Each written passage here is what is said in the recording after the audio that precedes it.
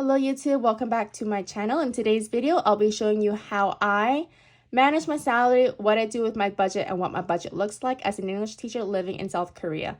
Now, just a disclaimer, I do get paid in Korean won, but for simplicity's sake, I'm just gonna translate it through dollars. So, before I start, I wanted to show you a book that really heavily influenced the way that I saved my money. So, Robert Kiyosaki, of course, his method of budgeting was he would save first, then spending money on expenses, and then the rest was fun money. And I'll show you my own personal adaptation of this. So I actually have written this out. Every month on the 25th, I get paid $2,300. My bills and savings get auto-withdrawn, but I actually have a lot more savings that don't get auto withdrawn, and I'll give you more details about that later. But basically, bills and savings get auto withdrawn on the day of or the next day that I get my salary, and this is because it just makes things a lot easier for me. I don't have to think about it. All the important money gets taken out before I get to see it, which is something that works for me.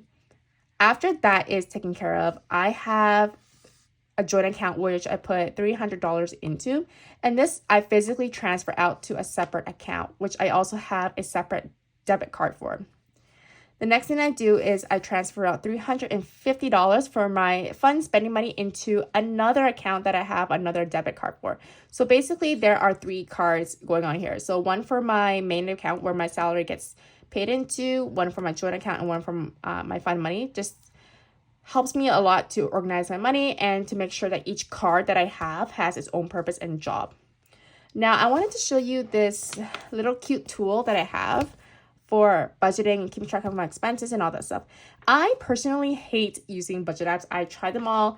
It doesn't work for me. And what I've started to realize is that if I make things really simple, really streamlined, that's something that I can stick to. So what this book has is basically every time I swipe my card, I do get a text message. So every Sunday, every Monday, I sit down and fill out this book.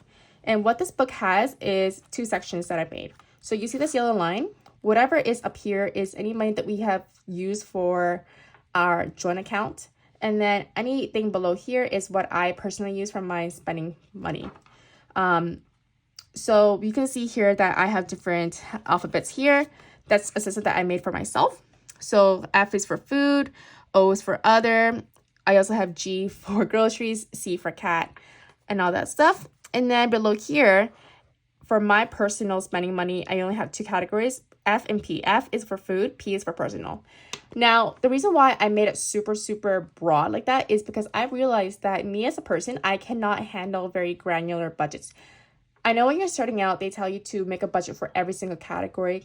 Gas, eating out, movies, and all that stuff. But I personally can't do that. I've tried so many times to stick to that kind of budget, but it stresses me out.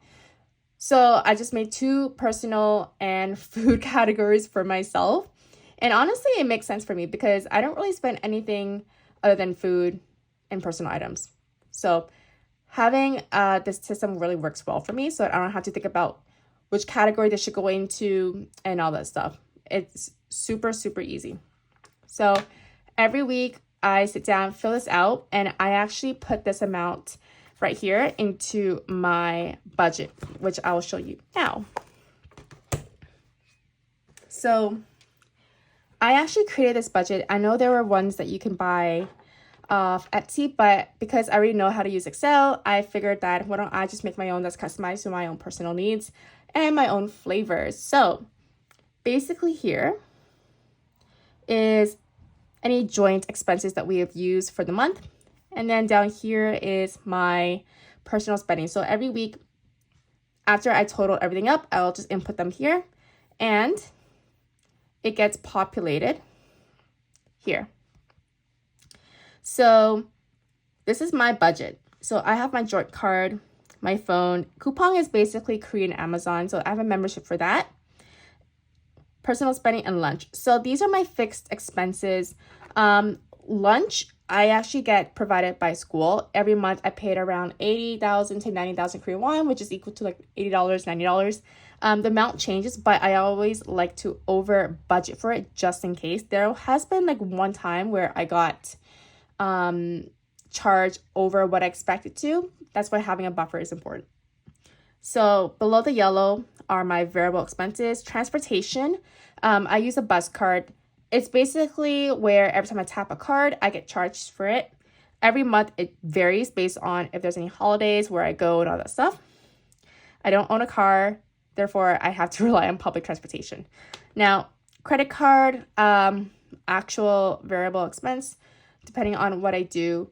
I do take a advanced dance class, so I need to pay off my credit card. So how credit card works in Korea is that, let's say something is $1,000. And then rather than you paying $1,000 up front with your credit card, you can actually divide it into months. So for me, I did it in 5 months. Therefore, I only need to pay $200 per month on my credit card. So technically, it's not debt. It's money that I owe. So technically, it is debt, but it depends on how you look at it. But I always make sure to over budget for my credit card. Savings is auto-populated here. So I did mention that my savings is on auto pay. So everything except emergency and mortgage are on auto pay. I actually don't have pet insurance for my cat. I have what's called a pet savings account. And after doing some research, this pet savings account is a lot better than pet insurance here in Korea. Don't ask me why. I'll just have to really get into it. But basically, everything up here gets taken out automatic from my account. And then whatever I have left, I actually take out in cash for my emergency and for my mortgage. Just because I want to make sure that when I do transfer money from Korea to Canada, which is where I'm from, I want to do it when the exchange rate is really good. So that's why I have it in cash. When I'm ready to transfer, I'll transfer it over to my Canadian bank account. And here is my cash stuffing that I did previously with you guys.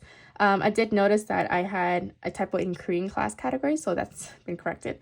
But what I love is that over here, you can actually see the different allocations. So this chart up here is for my family expenses, basically what I spend through my joint account card. Most of it goes to food.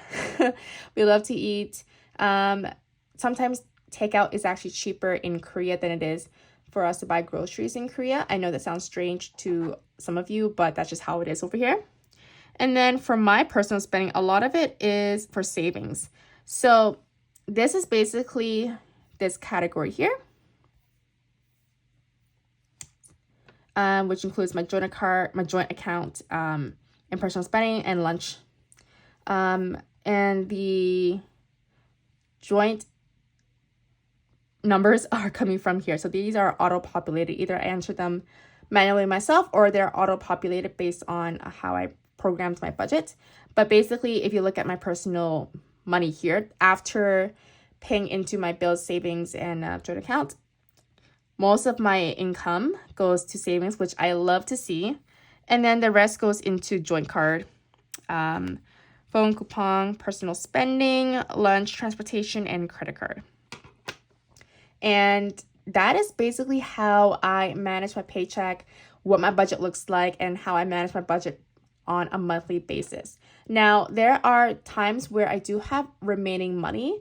That money that money stays in my account as a buffer. And the reason why I don't do zero-based budgeting is because in case there are situations where there is an expense that I forgot to pay, or if a bill or my lunch money is higher than expected, I have that buffer to cover me through to the next month.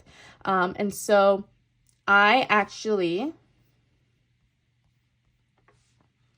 use that buffer per month as my cash stuffing money. So what that means is that after all my bills, expenses, savings are paid for, and after I make sure that there are no more surprise bills, expenses, whatever that are coming up, usually the last day before my payday, I take out my cash, and that's what I cash stuff. Some days or some months are a lot higher than others, but usually I have additional $150 to $300 left to cash stuff. It really does depend on the month, but this is how I manage my budget as a person who gets paid monthly as an English teacher in South Korea and who is in between different countries, both Canada and Korea. I hope this was super helpful for you guys in trying to see a different perspective in saving and how I track my expenses and just seeing how I'm reaching my savings goals. I hope you enjoyed this video and I hope to see you in the next one. Bye-bye!